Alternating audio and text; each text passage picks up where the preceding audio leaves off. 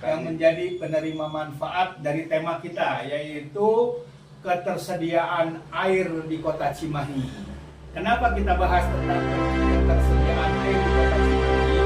Karena filosofi dari namanya saja Cimahi, China Mahi Wabarakatuh. Selamat bergabung dengan podcast ADS.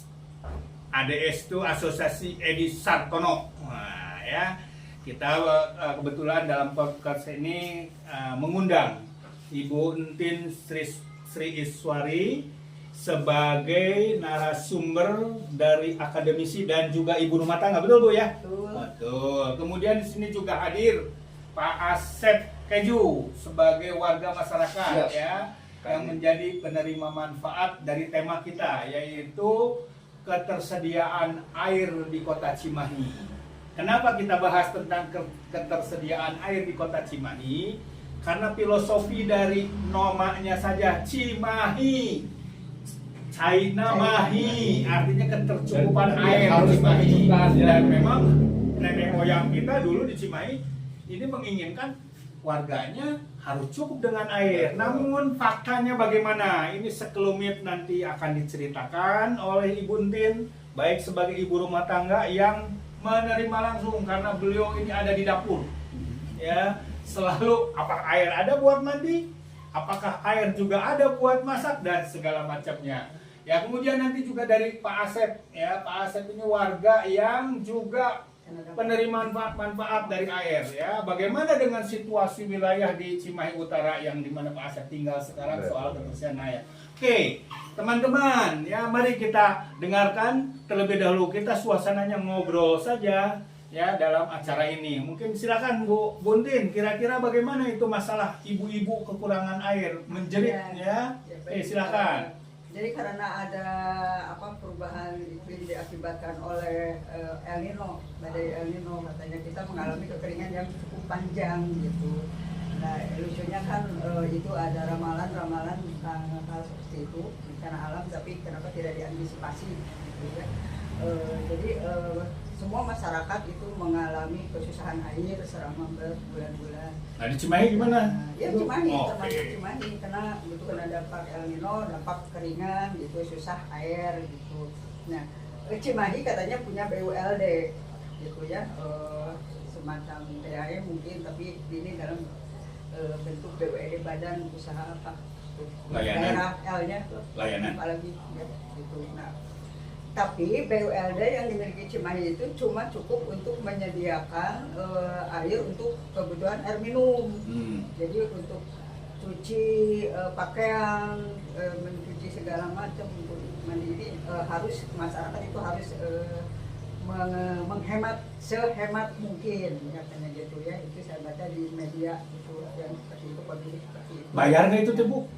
Iya, di media. Bayar ya? Ada di Google. Terus karena saya punya usaha kontrakan yang mengontrak itu bertanya Bu, mengapa nggak ada air? Nah, lewat media juga saya menerangkan bahwa bukan cuma Cimahi itu bukan cuma Jalan Simpang, tapi beberapa daerah Baros, apalagi itu kena dampak semua kekurangan air. Artinya apa? Bahwa Tirta Raharja PDAM yang milik pemerintah Kabupaten Bandung Barat itu juga harus berbagi. Kabupaten Bandung Barat, Kabupaten Bandung. Kabupaten Bandung Barat. Berarti begini, sebentar. Wilayahnya ada di Bandung Barat. Ya. Sumber airnya. Nah, terus didistribusikan oleh PDAM Tirta Raharja ke beberapa wilayah. Tempat konsumennya membeli air itu, ya, termasuk Cimahi, Padalarang, Kabupaten Bandung Barat, seluruh Kabupaten Bandung Barat. Jadi intinya konkretnya untuk ibu-ibu gimana rumah tangga, merasa ini enggak merasa beban pasti ya? Bukan beban lagi, penderitaan kalau nggak ada air. Oke, gimana sekarang kita beralih? Mang Asep, Mang Asep. Saya juga barusan yang menyimak ya dari Ibu Entin. Jadi kita juga ingin pertanyakan itu statusnya PDAM itu punya pemerintah kota Cimahi atau kabupaten. Nah, sementara itu posisinya itu kan ada di kota Cimahi. Nah, itu pendapatannya itu kemana? PAD-nya itu betul ada PAD. Ya, masuk ke kota Cimahi atau ke kabupaten. Jadi ya Kang Asep beneran itu yang ngelolanya adalah Kabupaten Bandung. Oh. Pendapatannya masuk ke PAD.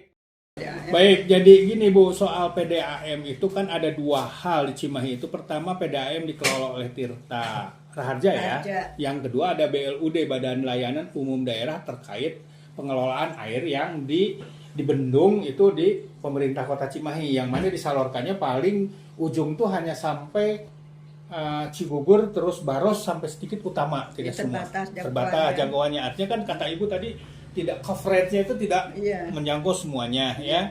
Nah, kemudian yang kedua, persoalan air ini kan sangat terkait ibu-ibu rumah tangga tuh yang menjerit ya, pengguna utama.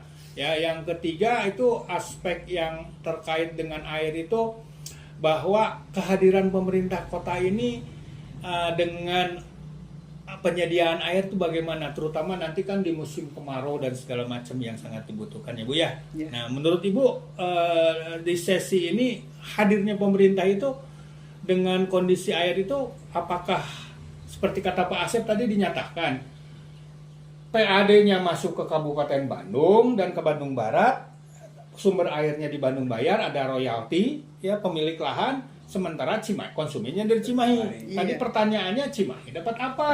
Kan begitu ya.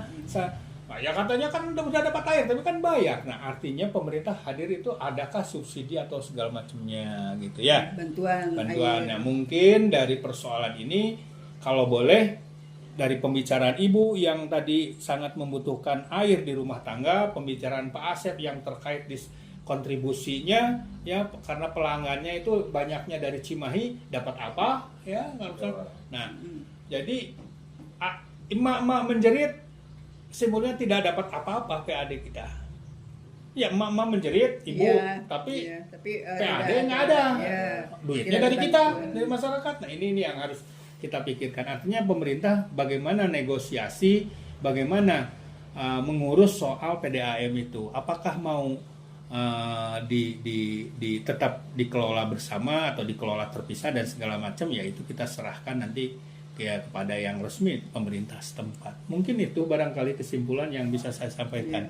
Karena kesimpulan saja mungkin kesimpulan ini sifatnya sementara. Mungkin kita harus mengundang lagi teman-teman dari yang kompeten untuk bisa menjelaskan ini.